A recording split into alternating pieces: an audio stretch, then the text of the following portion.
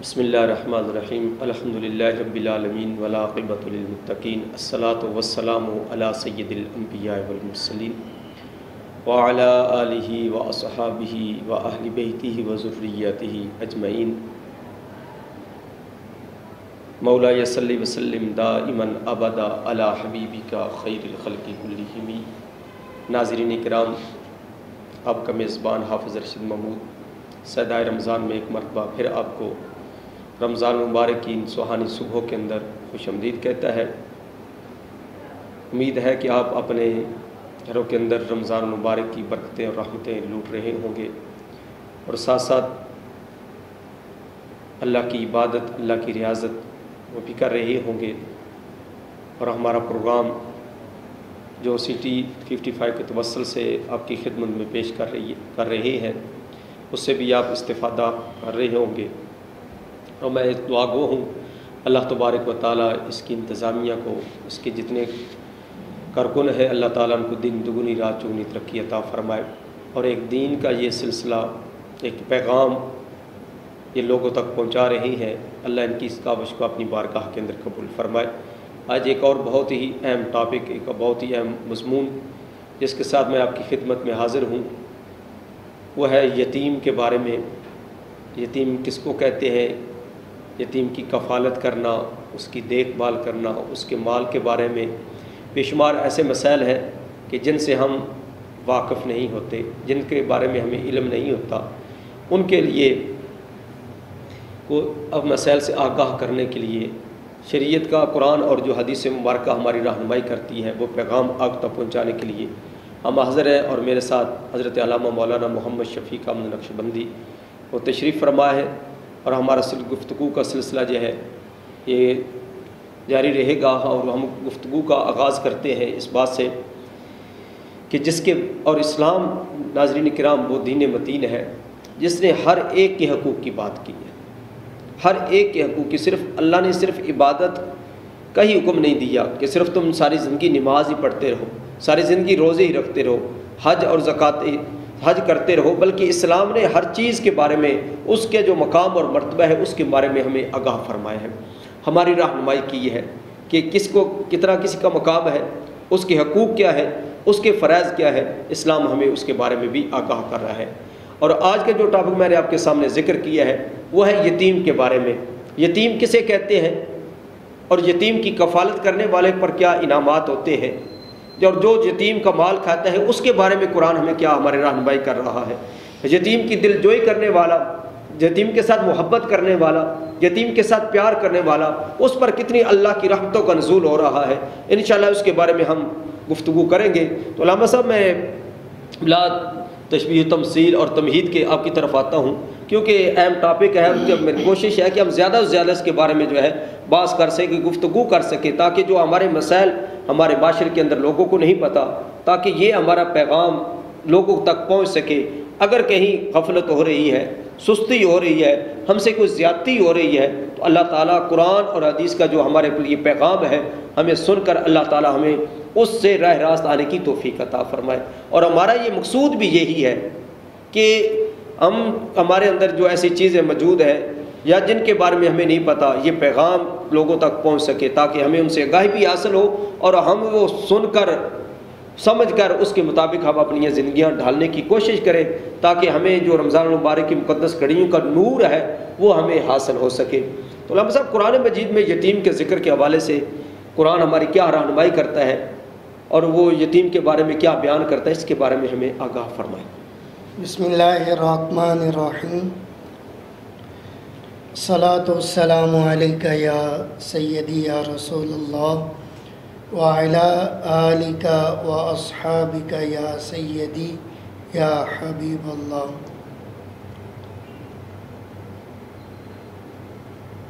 آپ نے آج اس عنوان کا انتخاب کیا ہے، وہ انتہائی اہم ہے اور حقوق العباد سے اس کا تعلق ہے۔ جیسے آپ نے بات کی کہ اسلام نے ہر ایک کے حقوق بیان کیے ہیں، اسلام نے تو نباتات کے بھی حقوق بیان کیے ہیں، اسلام نے جمادات کے بھی حقوق بیان کیے ہیں، اسلام نے تو راستوں کے بھی حقوق بیان کیے ہیں۔ جب وہ نباتات جمادات کے حقوق بیان کر سکتا ہے تو بھلا پھر وہ انسان کو کیسے فراموش کر سکتا ہے؟ تو انسانوں میں بھی جو سب سے مظلوم پسا ہوا طبقہ یتیم اور بیواؤں کا جو طبقہ ہے، ان کے حوالے سے خصوصی طور پہ اسلام نے بات کی ہے اور قرآن کریم نے متعدد جگہ پر اس کو بیان کیا ہے۔ اور دیکھیں یتیم کے حقوق کی اہمیت دیکھیں کہ جو بانی اسلام ہیں، سرور انبیاء، امام الانبیاء، جان کائنات، رحمت دو عالم، شفیع معظم حضرت محمد مصطفیٰ صلی اللہ علیہ وآلہ وسلم کی ذات گرامی کو لے لیں کہ آپ کے دنیا میں آنے سے پہلے ہی آپ کے والد مکرم اس جہان فانی سے دارالبقاء کی طرف رحلت فرما گئے، تو آپ یتیم پیدا ہوئے۔ تو یہاں سے پھر پتہ چلتا ہے کہ جب آپ کو یتیم پیدا کیا گیا تو آپ کے ذریعے یتیموں کے حقوق کا حفاظت کا خصوصی انتظام کروایا جانا تھا، تو اللہ نے اپنے محبوب کو یتیم پیدا فرمایا۔ تو سوال آپ کا، قرآن کریم میں تقریباً 23 مقامات پر یتیم کا ذکر کیا گیا ہے۔ تو جو لوگ قرآن مجید کے حوالے سے پڑھنا چاہتے ہیں تو وہ قرآن مجید سے مدد لے سکتے ہیں، قرآن مجید کا اشاریہ لے سکتے ہیں، ورنہ قرآن مجید کے حوالے سے انٹرنیٹ پہ اگر آپ اس کو لکھیں تو وہ ساری جو آیات ہیں، جہاں جہاں یتیم کا ذکر ہے، وہ ساری آیات آپ کے سامنے آ جائیں گی۔ مثال کے طور پہ میں ایک دو آیتیں بیان کرتا ہوں۔ قرآن کریم میں اللہ تعالیٰ نے اپنے محبوب کریم کو مخاطب کر کے فرمایا کہ فَأَمَّا الْيَتِيمَ فَلَا تَقْهَرْ، کہ اے پیارے محبوب آپ یتیم پر سختی نہ کریں، انہیں جھڑکیں نہ، ٹھیک ہے، یتیم پہ سختی نہ کیجیے۔ تو یتیم کا ذکر خصوصی طور پر قرآن پاک میں کیا گیا۔ ایسا شخص جو یتیم کے حقوق کی طرف توجہ نہیں دیتا، انہیں جھڑکتا ہے، دھکے دیتا ہے، اللہ نے سورہ ماعون کے اندر اس کی بھی مذمت کی کہ فَذَلِكَ الَّذِي يَدُعُّ الْيَتِيمَ، کہ یہ وہ شخص، اس کو دیکھیں جو یتیم کو دھکے دیتا ہے۔ یعنی قرآن کریم نے متعدد مقامات پر یتیماً ذا مقربہ، اور اسی طرح قرآن مجید نے بیان فرمایا کہ وَيُطْعِمُونَ الطَّعَامَ عَلَىٰ حُبِّهِ مِسْكِينًا وَيَتِيمًا وَأَسِيرًا، اور اللہ تعالیٰ کی محبت میں کھانا کھلاتے ہیں مسکین کو، یتیم کو اور قیدیوں کو۔ یعنی میں نے عرض کیا کہ 23 کے لگ بھگ مقامات ہیں کہ جہاں اللہ تعالیٰ نے یتیم کو بیان کیا ہے، اس کے حقوق کے بارے میں بات کی ہے، اس کا مال ناحق کھانے کے بارے میں بات کی ہے، یعنی اس قدر اہمیت دی ہے یتیم کے حقوق کو۔ تو لہٰذا قرآن پڑھنے والے مسلمان، قرآن پڑھنے والے قاری کے سامنے یہ بات روز روشن کی طرح عیاں ہو جاتی ہے کہ اللہ نے کس قدر اس کو اہمیت دی ہے۔ تو قرآن کی روح سے جو اس معاشرہ ہے اس پر یہ ذمہ داری بھاری لاگو ہوتی ہے کہ وہ یتیم کے حقوق کی طرف خصوصی توجہ کرے۔ حقوق العباد پہ ہم نے عرض کی تھی اور کر رہے ہیں کہ یہ بڑا اہم مسئلہ ہے، اس پہ پوچھ گچھ بڑی سخت ہوگی۔ جب تک حقوق العباد کے معاملے میں بندہ حقوق معاف نہیں کرے گا تو اس کی جو کوتاہی ہوئی ہے اس کی معافی نہیں ہو سکتی ہے۔ تو لہٰذا قرآن مجید نے خصوصی توجہ دلائی ہے۔ تو قرآن مجید کی روح سے ہم سب پہ فرض ہے کہ ہم یتیم کے جو حقوق ہیں ان کی طرف توجہ کریں۔ حقوق کے بارے میں تو یہاں میں ایک بات عرض کرتا چلا جاؤں، یتیم کس کو کہتے ہیں؟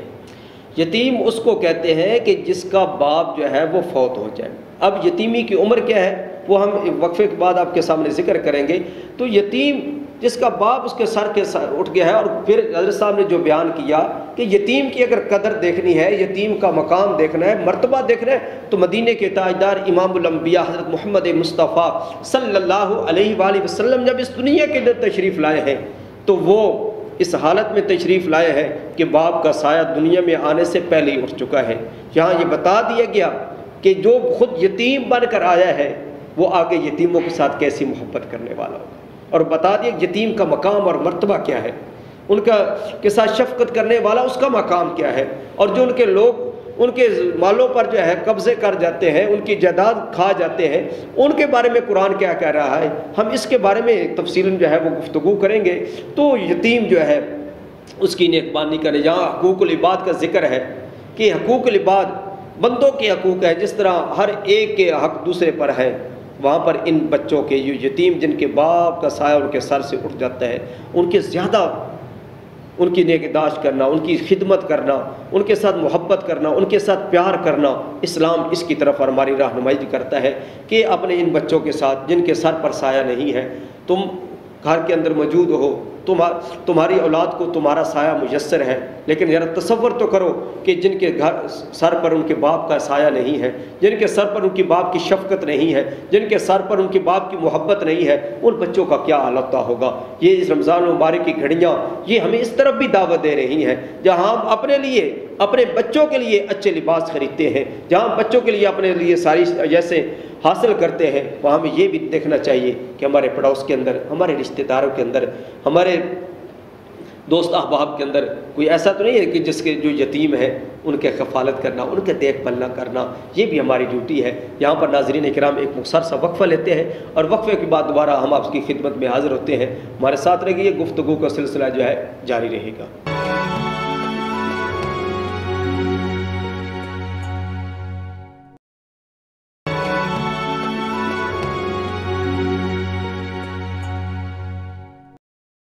ناظرین کرام، وقفے کے بعد دوبارہ میں آپ کو پروگرام صدائے رمضان میں خوش آمدید کہتا ہوں، اور ہماری گفتگو کا سلسلہ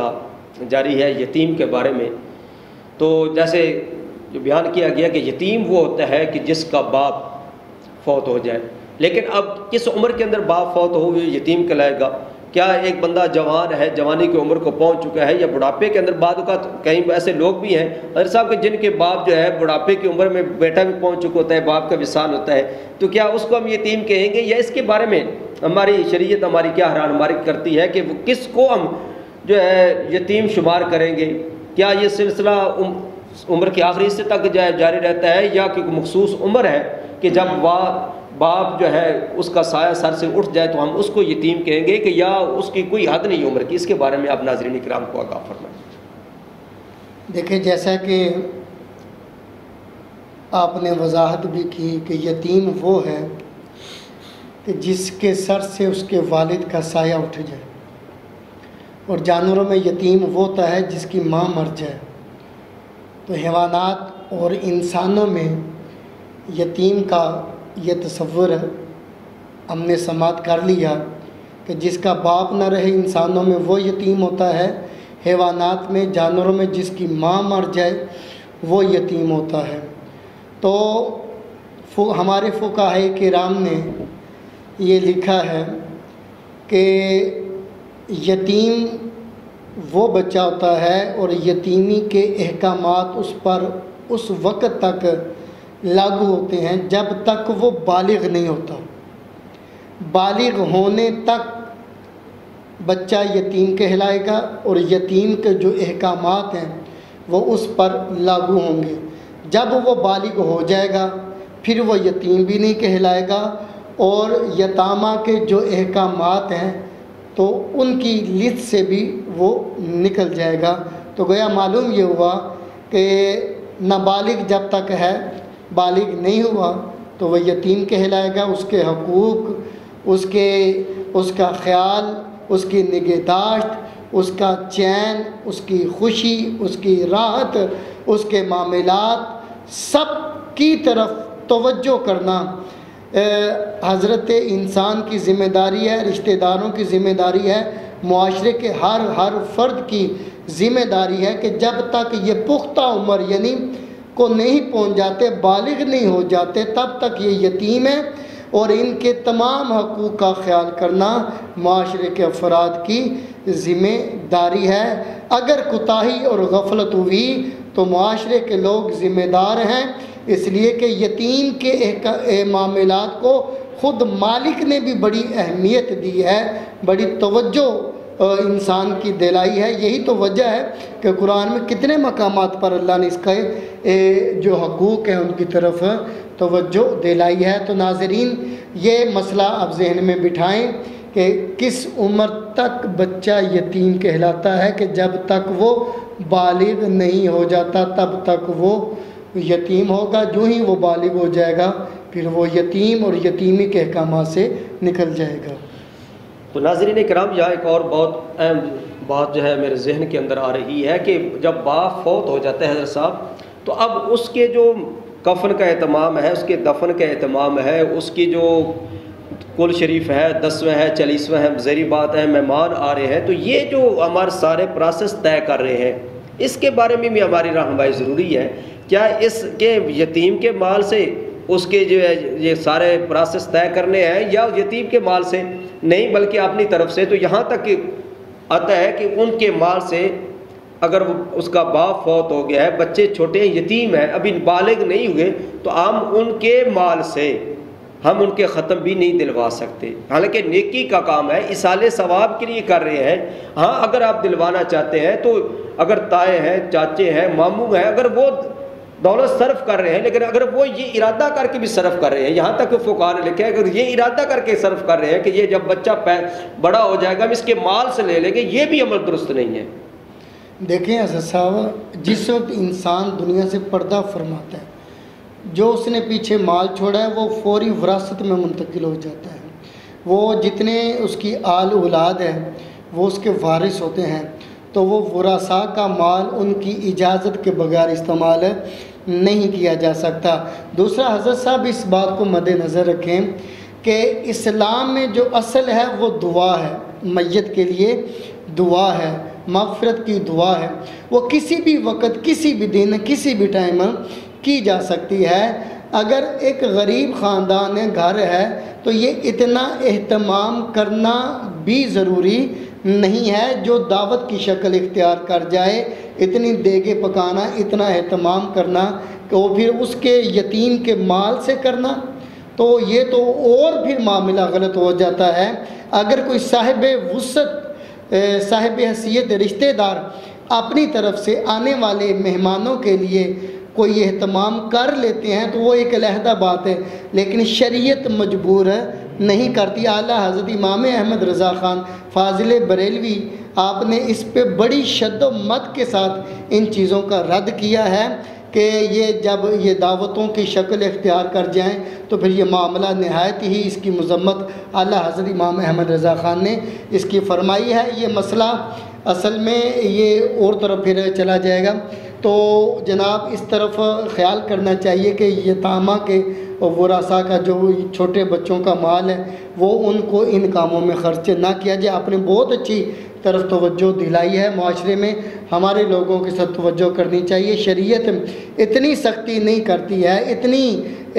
زبردستی نہیں کرتی ہے کہ جتنا ظلم ہم نے اپنے اوپر خود کر لیا ہے۔ میں اس مسئلے کے ساتھ ایک مثال کے ساتھ اجازت آپ سے بات کو مکمل کرتا ہوں۔ میری مسجد میں ایک دن ظہر کے وقت ایک شخص آ گیا، تو اس نے ظہر کی نماز کے بعد سوال کر دیا کہ میرا باپ کا سالانہ ختم ہے، میرے گھر میں مہمان آئے بیٹھے ہیں، تو میں نے مہمانوں کے لیے کچھ اہتمام کرنا ہے، تو میں نے اپنے باپ کا ختم دلانا ہے، تو میری مدد کریں۔ دیکھیں، اسلام تو گداگری کو ختم کرنا چاہتا ہے۔ گداگری کا جو کنسیپٹ ہے، یہ جو ہاتھ پھیلانا ہے، اسلام اس کی مذمت کرتا ہے۔ تو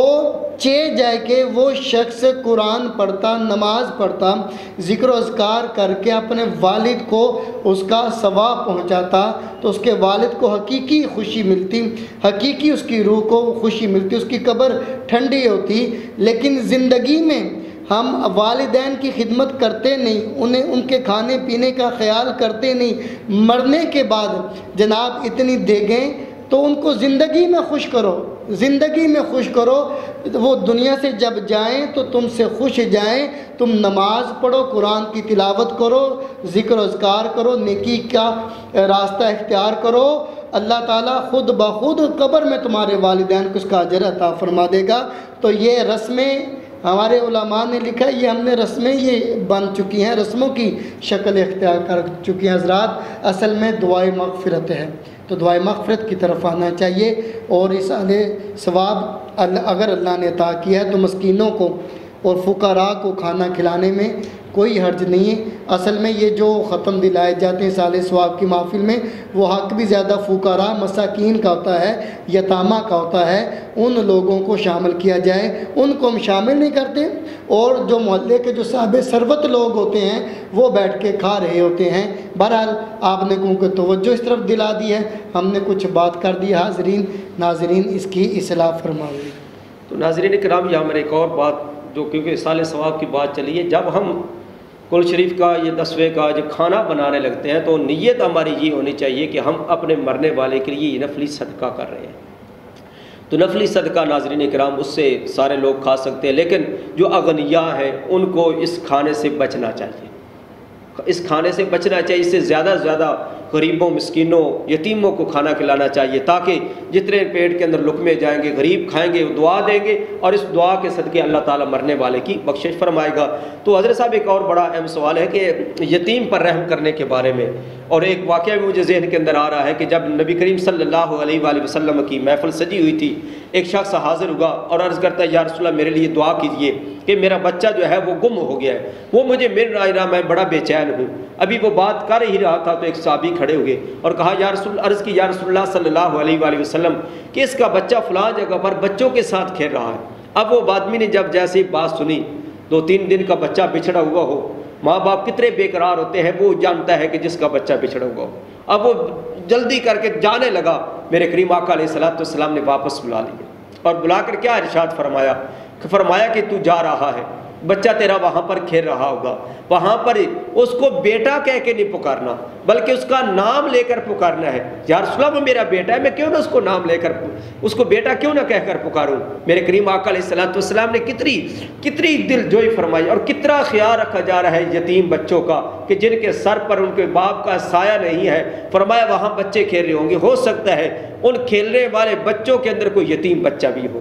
جو اپنے اس باپ کی شفقت سے محروم ہو چکا ہو۔ اگر تو بیٹا کہہ کے پکارے گا تو اس کے یتیم کے بچے کے دل پر کیا گزرے گی کہ آج میرا باپ ہوتا اور مجھے بیٹا کہہ کے پکارتا ہے، وہ بیٹا تیرا، لیکن اس کو نام لے کر پکارنا، گھر آ کر اس کے ساتھ جتنا مرضی پیار کرنا، جتنی مرضی محبت کرنا، لیکن وہاں ایسا نہ کرنا کہیں ایسا نہ ہو کسی کا دل دکھ جائے، اور کسی یتیم کا دل دکھ جائے گا تو پھر خالق کائنات کی ذات تیرے ساتھ ناراض ہو جائے گی، راضی نہیں ہو۔ تو یہ یتیم کے ساتھ شفقت، یتیم کے ساتھ محبت۔ تو حضرت صاحب مختصر طور پر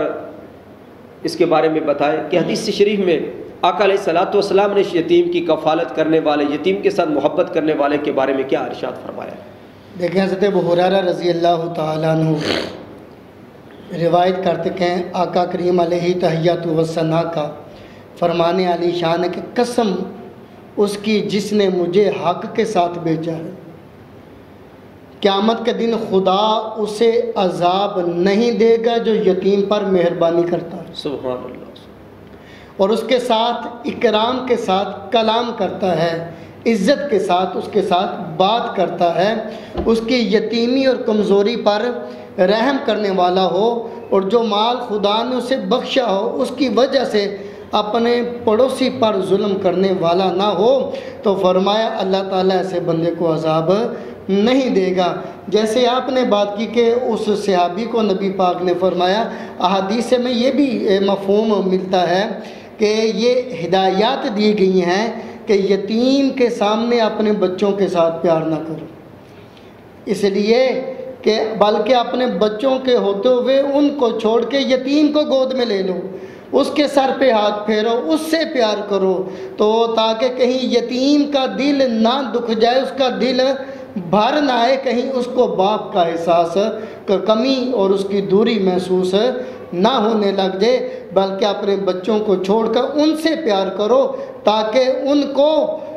اپنے باپ کی یاد نہ آئے، انہیں خوشی اور راحت کے لمحے میسر آ جائیں۔ حضرت صاحب وہ واقعہ نبی پاک علیہ السلام کا عید والے دن، جب سرکار نبی پاک علیہ السلام عید پڑھانے کے لیے نکلتے ہیں تو سارے بچے راستے میں کھیل رہے ہیں، تو آپ نے اس بچے کو دیکھا وہ ایک طرف کھڑا رو رہا ہے، تو نبی پاک علیہ السلام نے اس سے پوچھا، اس نے پھر بتایا اپنا سارا معاملہ اور کہا میں یتیم ہوں، میرے پاس دیکھا کہ کپڑے نہیں ہیں، تو نبی پاک علیہ السلام نے نماز کو مؤخر کر دیا، جو نماز کا فریضہ اس کو مؤخر کر کے اس بچے کو آج نبی پاک نے اپنے کندھوں پہ اٹھا لیا۔ اس وقت گلی میں کھیلنے والا ہر بچہ نظر اٹھا کے دیکھ رہا ہے حسرت بری نگاہوں سے کہ کاش آج میں یتیم ہوتا، کہ اس بچے کا مقام دیکھو، آج رحمت عالم نے اس بچے کو اپنے کندھوں پہ اٹھا لیا۔ حضور نے فرمایا تو گھر آ، حضور نے فرمایا کیا تو اس پہ خوش نہیں ہے کہ تیرے جو بھائی ہیں وہ حسن و حسین ہو،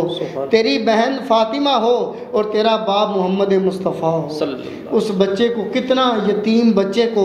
نبی پاک نے مقام عطا فرما دیا، گھر میں لا کے اس کو بی بی پاک کے حوالے کیا، ان کو نہلایا دہلایا گیا اور اسنان کریمین کے کپڑے اسے عطا کیے گئے۔ بی بی پاک نے اپنے ہاتھوں سے اس بچے کو شفقتوں سے نوازا، حضور کندھوں پہ اٹھا کے، اور ایک روایت میں پھر انگلی سے لگا کے حسن حسین کو اور اس بچے کو کندھوں پہ اٹھا کے حضور عیدگاہ میں داخل ہو رہے ہیں۔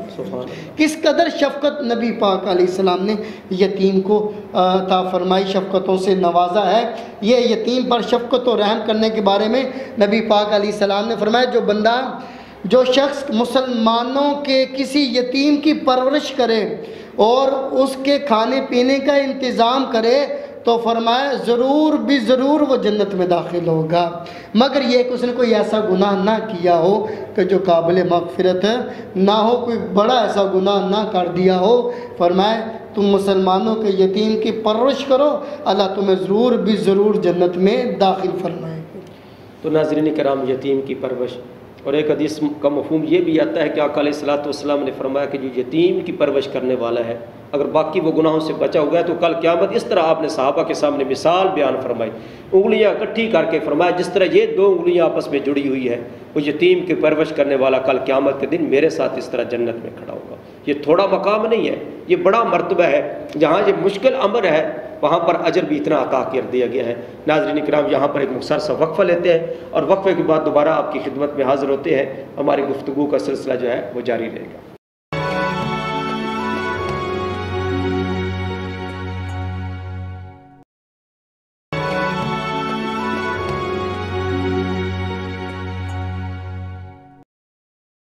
ناظرین کرام، ایک مرتبہ پھر آپ کو صدائے رمضان میں آپ کا میزبان آپ کو خوش آمدید کہتا ہے، اور جیسے کہ میں نے کہا کہ ہماری گفتگو کا سلسلہ جاری ہے یتیم کے بارے میں، یتیم کی کفالت کرنا، یتیم کی ساتھ محبت کرنا، یتیم کے ساتھ پیار کرنا، یتیم کے ساتھ پر شفقت کا ہاتھ پھیرنا۔ تو اللہ اور اللہ کے رسول صلی اللہ علیہ وآلہ وسلم نے اس کا بڑا مقام اور مرتبہ عطا فرمایا ہے کہ جو ان کے ساتھ محبت کرنے والا ہے، پیار کرنے والا ہے، شفقت کرنے والا ہے، تو اللہ تعالیٰ اسے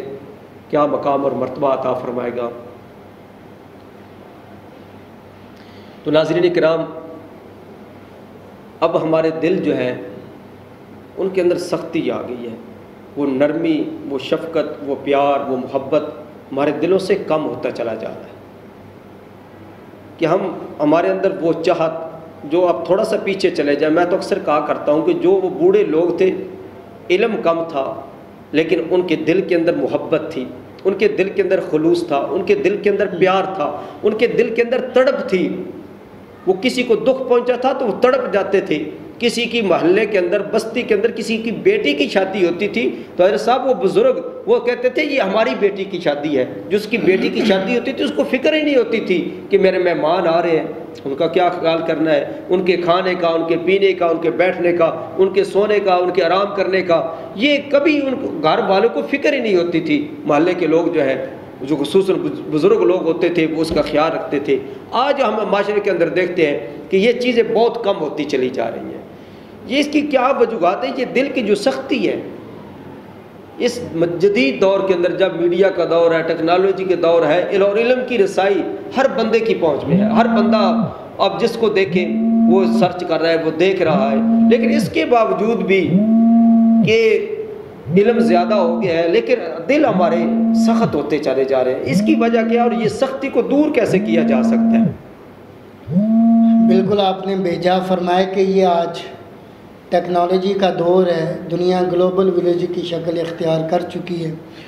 اور نالج تک رسائی اب مشکل نہیں رہی اور مسلسل تبلیغ ہر انسان کو گھر کی دہلیز پر میسر ہے۔ کتنے اسلامک چینلز ہیں اور انٹرنیٹ پہ بے تحاشا چینلز ہیں جہاں سے آپ معلومات تک رسائی کر سکتے ہیں۔ اس کے باوجود بھی یہ دینی باتوں کا، دینی ابلاغ کا، تبلیغ کا اثر نہ ہونا اور دلوں کا سخت ہو جانا، یہ آپ کی بات بالکل ٹھیک ہے کہ قابل پریشان کن معاملہ ہے۔ اس کی میں مدد لیتا ہوں کہ نبی کریم صلی اللہ علیہ وسلم کی حدیث ہے کہ نبی پاک صلی اللہ علیہ وآلہ وسلم سے ایک آدمی نے قساوت قلبی کی شکایت کی کہ یا رسول اللہ میرا دل بڑا سخت ہے۔ جب دل سخت ہو ناظرین تب معاملہ کیا بنتا ہے کہ انسان پر کوئی بات اثر نہیں کرتی، اس کو اللہ کے عذاب کی آیتیں سنا لو، اسے قرآن کی آیات سنا لو، اسے رحم اور شفقت کی باتیں سنا لو، لیکن اس کا دل نرم ہونے والا نہیں، وہ کسی پہ رحم کرنے والا نہیں، اس کا دل حق کی طرف مائل نہیں ہوتا ہے۔ جب نیکی کی طرف مائل نہ ہو، حق کی طرف دل مائل نہ ہو تو اس کا مطلب ہے کہ بندے کا دل سخت ہو چکا ہے۔ تو اس بندے نے عرض کیا یا رسول اللہ میرا دل بڑا سخت ہے، قساوت قلبی کی شکایت کر رہا ہے۔ تو مصطفیٰ کریم صلی اللہ علیہ وآلہ وسلم نے فرمایا کہ اگر تم اپنے دل کو نرم کرنا چاہتے ہو، اگر تم اپنے دل کو نرم کرنا چاہتے ہو تو مسکینوں کو کھانا کھلاؤ، سبحان اللہ، مسکینوں کو کھانا کھلاؤ اور یتیموں کے سر پہ ہاتھ پھیرو، یتیموں کے سر پہ ہاتھ پھیرا کرو، یتیم کے قریب رہو، یتیم کے قریب رہو اور اسے اپنے دسترخوان پر بٹھاؤ، اللہ تمہارے دل کو نرم کر دے۔ سبحان اللہ، سبحان اللہ۔ یعنی اور حدیث پاک میں ہے کہ نبی پاک علیہ السلام نے فرمایا جو چاہتا ہو کہ اس کا دل نرم ہو جائے اور اس کی ضرورتیں پوری ہوں، آج ضرورتوں کی بھی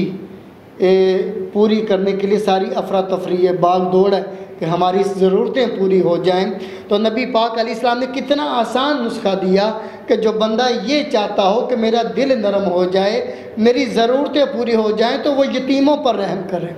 وہ یتیموں پر رحم کرے، ان کے سر پہ ہاتھ پھیرے، انہیں اپنی طرح کھانا کھلائے، اپنی طرح کھانا کھلائے تو اس کا دل نرم ہو جائے گا اور اس کی ساری ضرورتیں پوری ہو جائیں گی۔ اور حضرت ابن عمر رضی اللہ تعالیٰ کے بارے میں آتا ہے، ابن عمر کے بارے میں آتا ہے، عمر فاروق کے بیٹے ہیں ناظرین رضی اللہ تعالیٰ عنہ، حضرت عمر فاروق کے بیٹے حضرت عبداللہ ابن عمر رضی اللہ تعالیٰ عنہ اپنے دسترخوان پر کھانا کھاتے ہی نہیں تھے جب تک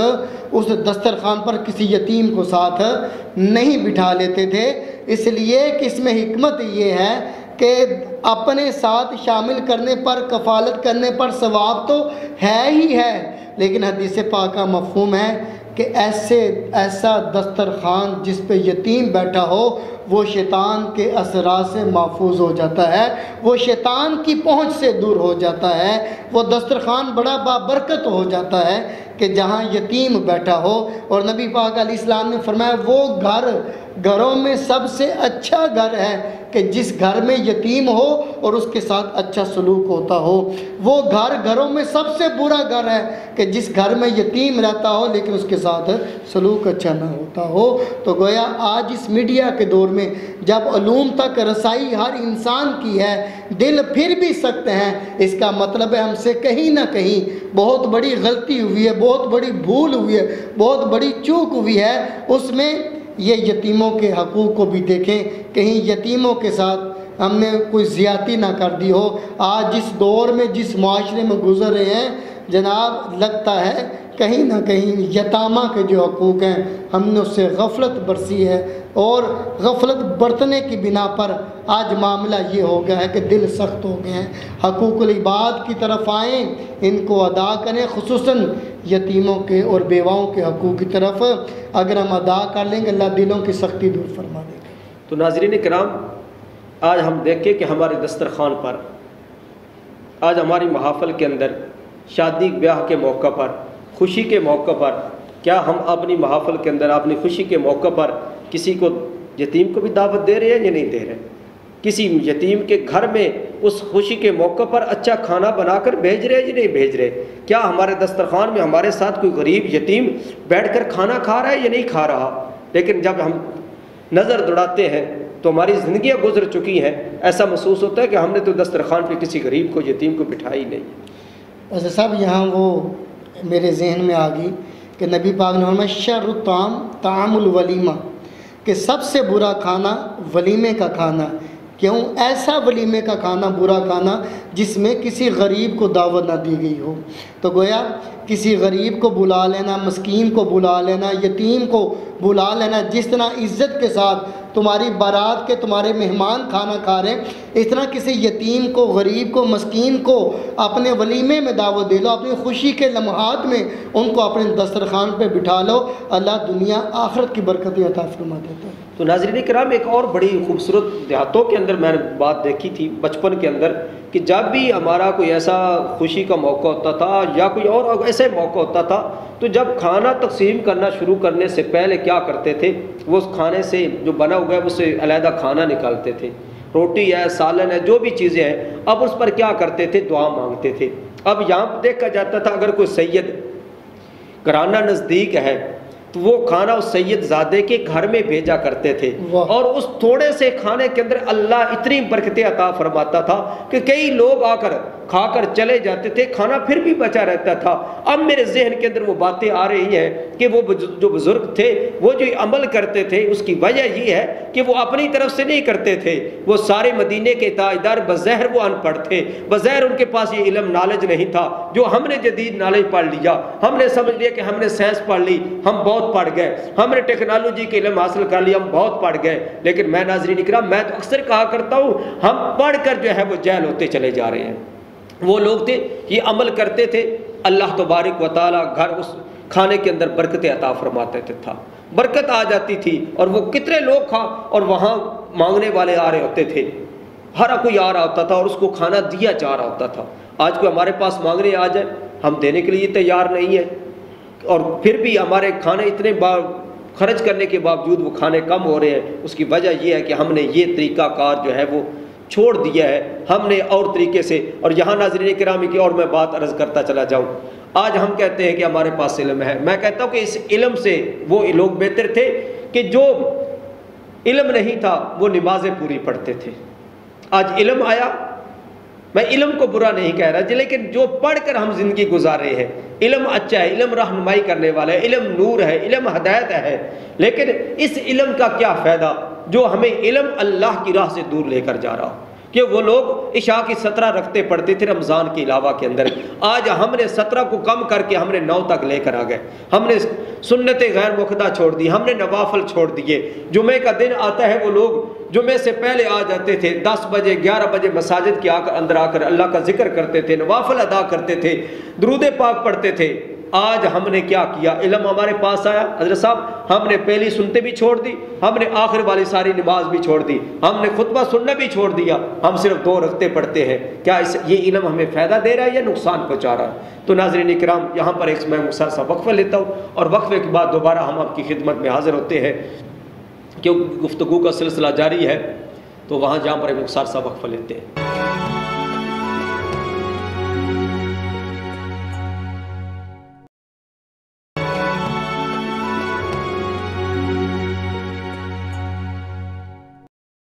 ناظرین اکرام، ایک مرتبہ پھر میں آپ کو صدائے رمضان میں خوش آمدید کہتا ہوں، اور ہمارا گفتگو کا سلسلہ جاری ہے یتیم کے بارے میں۔ تو یتیم کے مختلف، جو یتیم پر شفقت کرتا ہے، جو یتیم پر کے ساتھ محبت کرتا ہے، پیار کرتا ہے، اس کے بارے میں کریم آقا علیہ الصلوۃ والسلام کے فرمان عالی شان آپ نے سنے۔ جو یتیم کے ساتھ کی کفالت کرتا ہے، اللہ اس پر کتنی رحمتیں فرما رہا ہے، اس کے بارے میں بھی اپنا سننا۔ ناظرین کرام، یہاں پر وہ باتیں ہم کرنا چاہتے ہیں کہ یتیم کے ساتھ جو ظلم کرتا ہے، جو یتیم کے ساتھ زیادتی کرتا ہے، اور قرآن نے کہا کہ ان الذین یأکلون اموال الیتامی ظلما، کہ جو یتیموں کا مال ظلماً کھاتا ہے۔ اب یہاں پر یہ نہیں تخصیص کر لینی چاہیے کہ صرف یتیم کے مال کھانا گناہ ہے، یہاں پر کسی کا بھی مال ناحق کھانا یہ گناہ ہے، یہ جرم ہے۔ اور آقا علیہ الصلوۃ والسلام کے ایک فرمان علی شان جس کا مفہوم یہ ہے کہ آج اگر کوئی حضرت صاحب کسی کی ایک بلشت زمین پر ناحق قبضہ کرے گا، کل قیامت کے دن وہ 7 گنا زمین کر کے اس بندے کے گلے کا طوق بنا دی جائے گی۔ تو یہااں کیونکہ گفتگو کا ہمارا سلسلہ جاری ہے یتیم کے بارے میں، تو ناظرین کرام قرآن واضح طور پر اعلان کر رہا ہے کہ جو یتیم کا مال ظلماً کھاتا ہے وہ کیا کر رہا ہے۔ قرآن نے فرمایا انما یأکلون فی بطونہم نارا، فرمایا کہ وہ اپنے پیٹ میں کیا بھر رہا ہے، وہ کھانا نہیں بھر رہا، وہ اپنے پیٹ میں جہنم کی آگ کی انگارے بھر رہا ہے۔ ناظرین اکرام، اس کے بارے میں ہمیں سوچنا چاہیے، ہمیں غور و فکر کرنی چاہیے، ہم اپنے اوپر نظر دوڑائیں، اپنے ارد گرد نظر دوڑائیں، کیا ہم نے کسی یتیم کے ساتھ ظلم تو نہیں کیا، ہم نے کسی یتیم کے ساتھ زیادتی تو نہیں کی؟ اب اس کے سر پر اس کے باپ کا سایہ نہیں ہے تو کیا ہم نے اس کے کسی پلاٹ پر، ہم نے کسی اس کے مکان پر، ہم نے اس کی جائیداد پر قبضہ تو نہیں کر لیا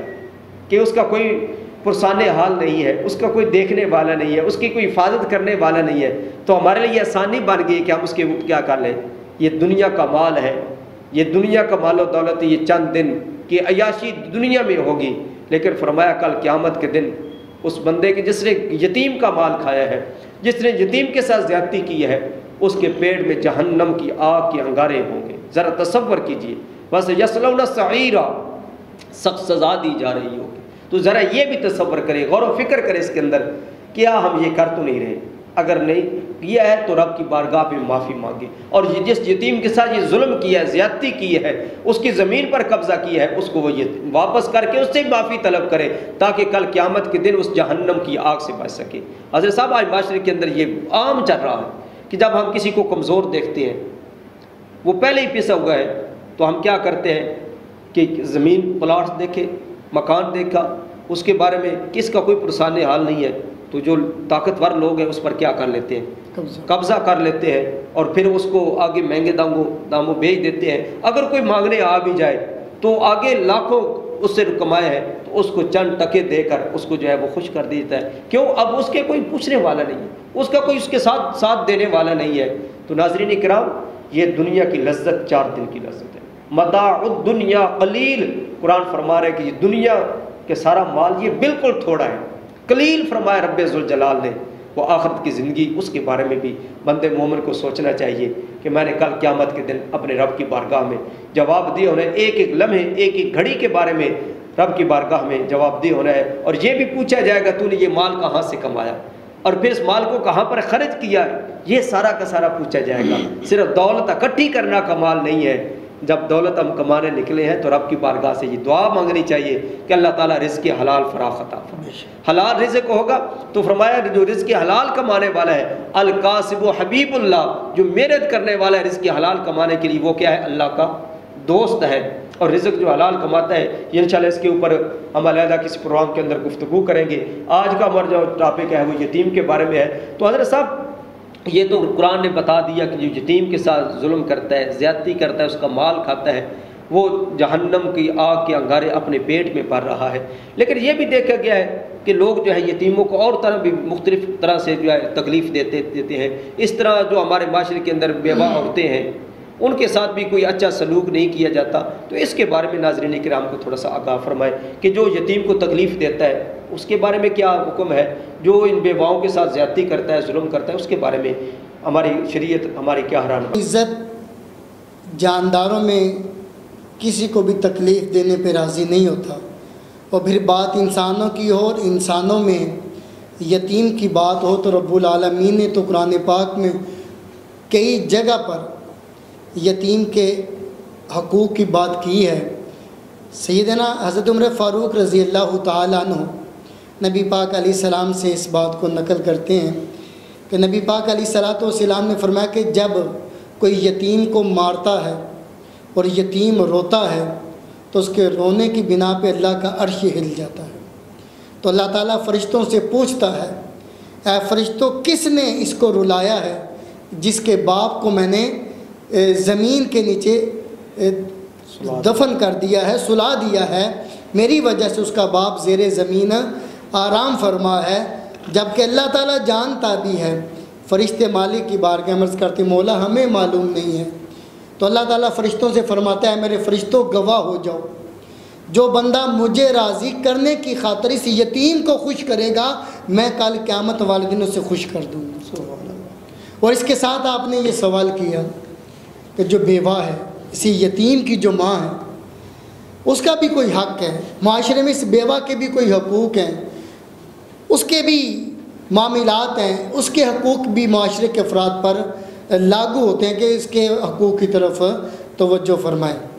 نبی پاک علیہ السلام سے حضرت انس رضی اللہ عنہ بیان کرتے ہیں کہ نبی پاک علیہ السلام نے فرمایا کہ جو بندہ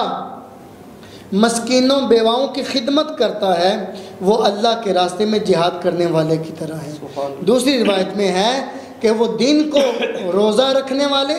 اور رات کو جاگ کر اللہ کی عبادت کرنے والے آدمی کی طرح یہ بندہ ہوتا ہے جو بیواؤں کی خدمت کرتا ہے۔ حضرت عوف بن مالک رضی اللہ تعالیٰ عنہ روایت کرتے ہیں کہ نبی پاک علیہ السلام نے فرمایا بے رونق اور مرجھائے ہوئے چہرے والی عورت جو شوہر کی موت سے بیوہ ہو گئی ہو،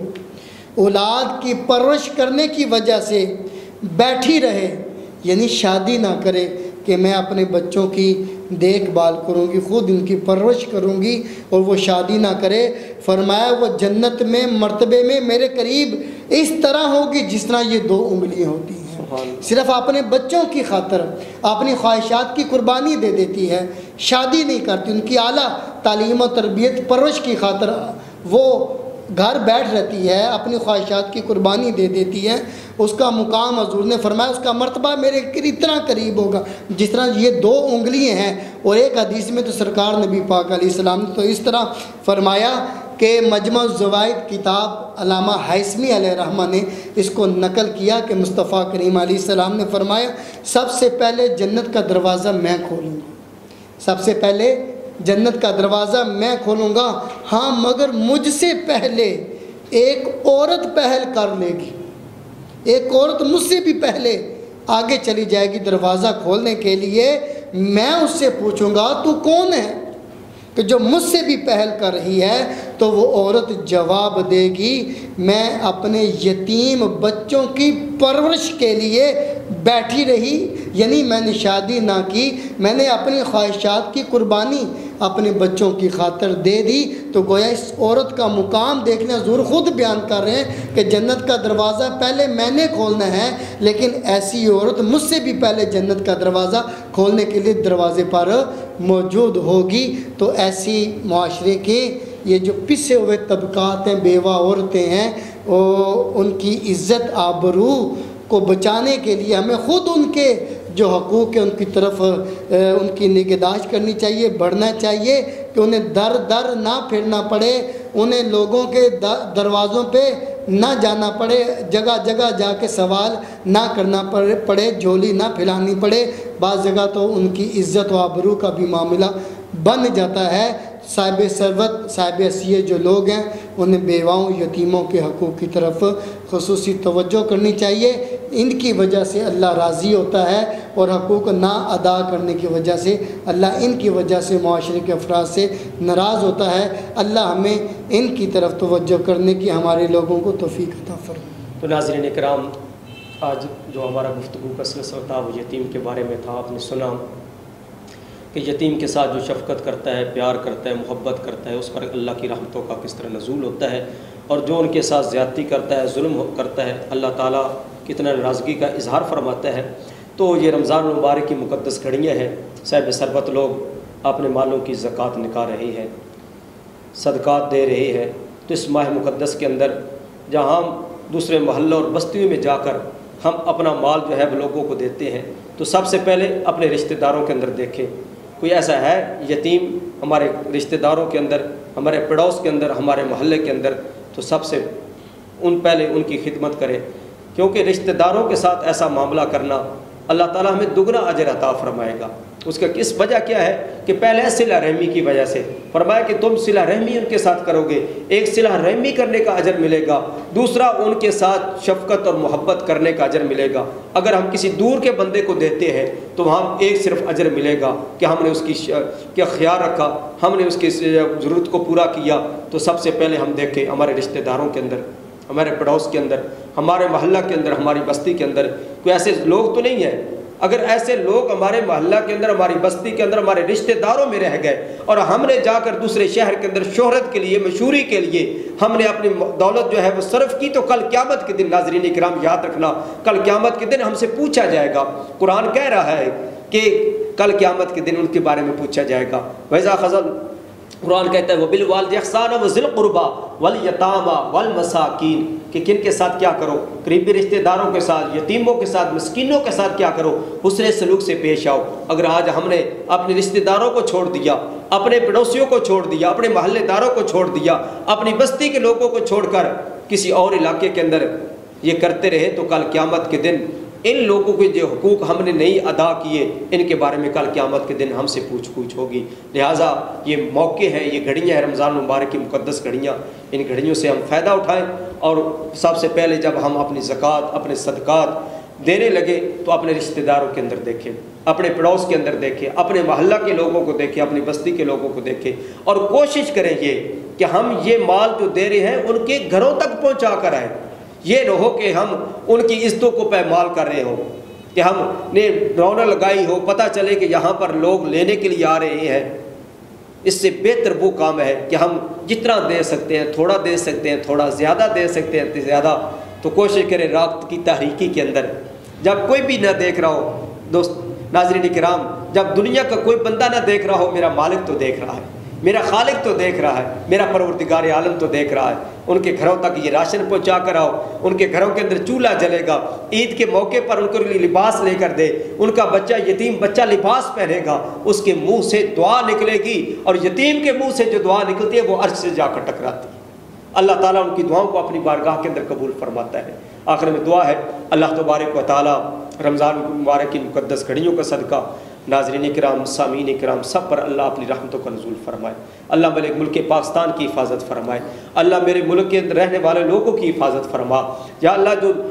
لوگ دین کے راستے پر چل رہے ہیں، جو لوگ غریبوں، مسکینوں، یتیموں کی مدد کر رہے ہیں، اللہ ان کے رزق کے اندر مزید وسعت اور برکت عطا فرما۔ اللہ تعالی ہمارے دلوں کے اندر یتیموں، مسکینوں، غریبوں کی محبت ڈال دے۔ جو ہمارے دل سخت ہو چکے ہیں، اے میرے مالک رمضان مبارک کی مقدس گھڑیوں کا صدقہ ہمارے دلوں کو نرم فرما دے۔ اور حدیث مبارکہ کا مفہوم بھی ہے کہ تم اللہ کی مخلوق پر رحم کرو، اللہ تمہارے اوپر رحم فرمائے گا۔ تو اللہ تعالی ہمیں جو اس کی مخلوق ہے، اس کے بندے ہیں، ان کے ساتھ شفقت اور محبت کے ساتھ پیش آنے کی توفیق عطا فرمائے۔ اور اللہ تعالیٰ اس چینل سٹی 55 اس کو دن دگنی رات چگنی ترقی عطا فرمائے۔ اور اس پر میں اجازت چاہتا ہوں، اور اس کے بعد جو ہے ہمارے ایک بہت ہی خوبصورت ثناخوان حافظ غلام حسن جامعہ چشتیہ رضویہ ضیاء القرآن کے طالب علم ہیں، بہت ہی اللہ نے خوبصورت آواز سے نوازا ہوا ہے، ان کی ہم نعت شریف سنیں گے۔ اللہ تعالیٰ مجھے اور میرے ساتھ حضرت علامہ مولانا محمد شفیق نقشبندی صاحب تشریف فرما ہے، اللہ ہم سب کو بھی اپنے حفظ و امان کے اندر رکھے۔ اللہ تعالیٰ ہم سب پر اپنا کرم، اپنا فضل، اپنی رحمت، اپنے ساتھ شامل حال فرمائے۔ صلی اللہ علیہ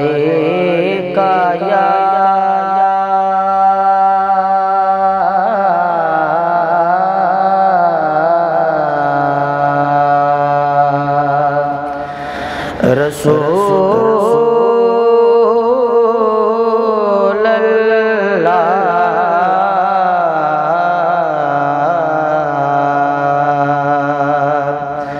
اللہ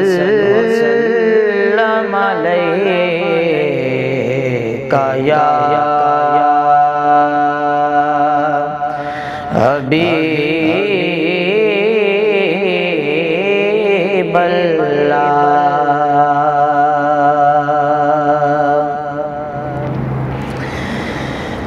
جہاں بھی ہو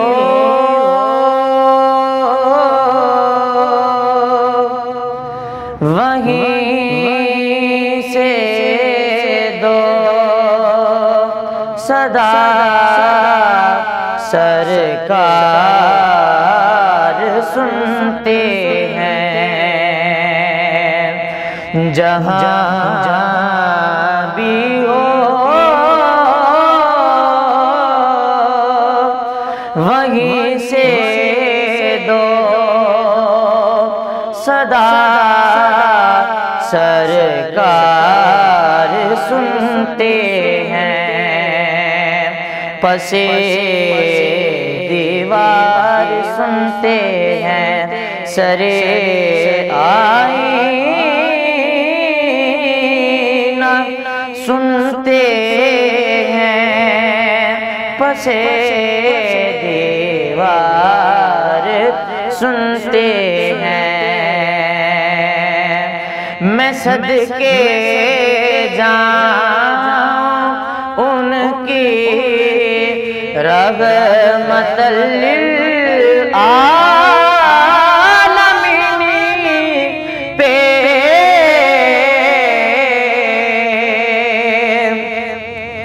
میں صدقے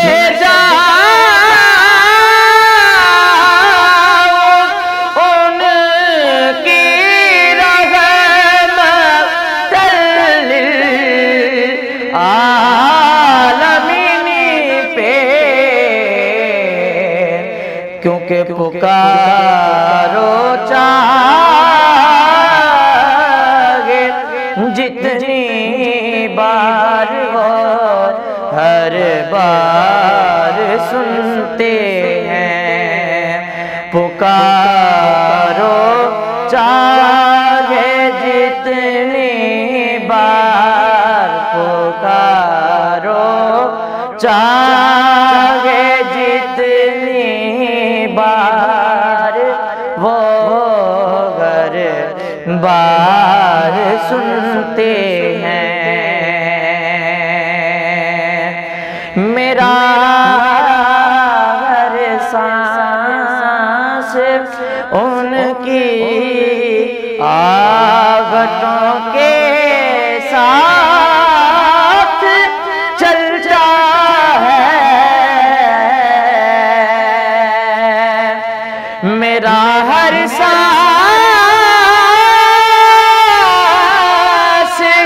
ان کی عادتوں کے ساتھ چلتا ہے، میرے دل کے دھڑکنے کی بھی وہ آواز سنتے ہیں، میرے دل کے دھڑکنے کی بھی وہ آواز سنتے ہیں، میرے دل کے دھڑکنے کی بھی وہ آواز سنتے ہیں۔ مسافر جب کسی محفل میں ان کی نعت پڑھتا ہوں، میرا ایمان ہے وہ بھی میرے اشعار سنتے ہیں، میرا ایمان ہے وہ بھی میرے اشعار سنتے ہیں۔